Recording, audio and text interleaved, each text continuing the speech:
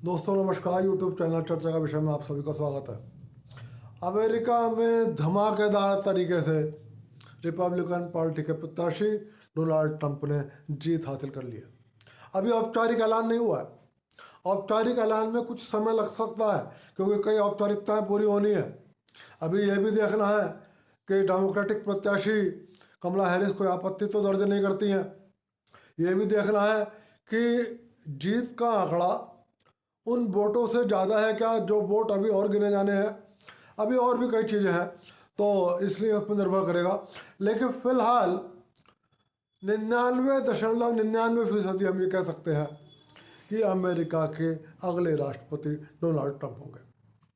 दोस्तों एक बात बहुत साफ है कि चुनाव के आखिर में जो आंकड़े आए थे, जो सर्वे आया था, इसका मतलब वो सही था।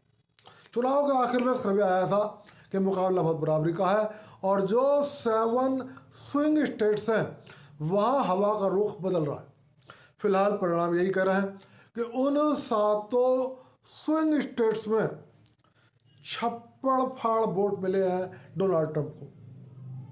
एक चीज़ और, डेमोक्रेटिक पार्टी के प्रत्याशी जीत जाती यदि, तो यह अमेरिका में एक ऐतिहासिक अवसर होता कि कोई पहली महिला अमेरिका की राष्ट्रपति बनती, लेकिन ऐसा हो न सका। तीसरी बात एक और है, अमेरिका में अधिकांश महिलाओं की पहली पसंद डोनाल्ड ट्रंप से। यह बात चुनाव से पहले भी कही जा रही थी और अब चुनाव के बाद भी जो प्रारंभिक सूचनाएं आ रही हैं वो ये है कि महिलाओं ने छप्पड़ फाड़ वोट डोनाल्ड ट्रंप को दिए।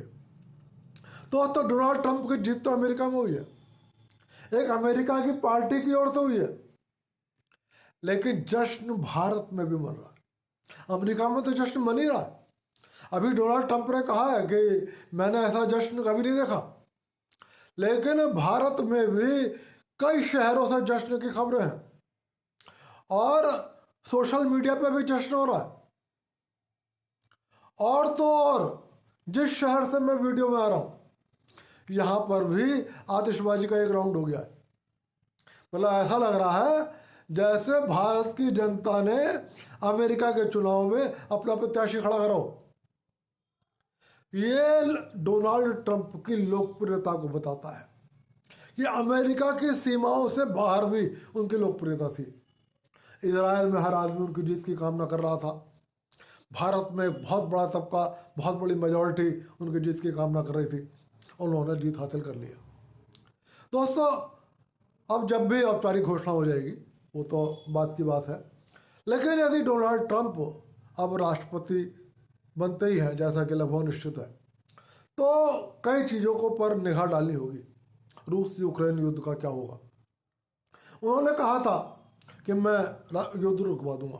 अब ये तो मुझे नहीं पता युद्ध रुकेगा नहीं रुकेगा, लेकिन यूक्रेन के लिए कुछ चिंताएं हैं और वो ख़ास तौर से रिपब्लिकन पार्टी के प्रत्याशी के कुछ बयानों की वजह से। इसी तरीके से कुछ चिंताएं इजराइल और ईरान के संबंधों को लेकर भी हैं।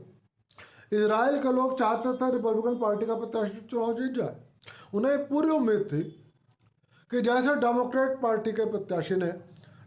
पार्टी ने हमारे ऊपर कुछ बंदिशें लगा रखी थी, रिपब्लिकन पार्टी हमारे ऊपर बंदिशें नहीं लगाएगी। इसीलिए इजराइल के लोग चाहते थे कि रिपब्लिकन पार्टी के प्रत्याशी डोनाल्ड ट्रंप चुनाव जीते। भारत में भी एक आम धारणा यह थी कि डोनाल्ड ट्रंप और मोदी जी के घनिष्ठ रिश्ते हैं व्यक्तिगत रूप से, और जब डोनाल्ड ट्रंप अमेरिका के राष्ट्रपति थे तब भारत से अच्छे संबंध थे।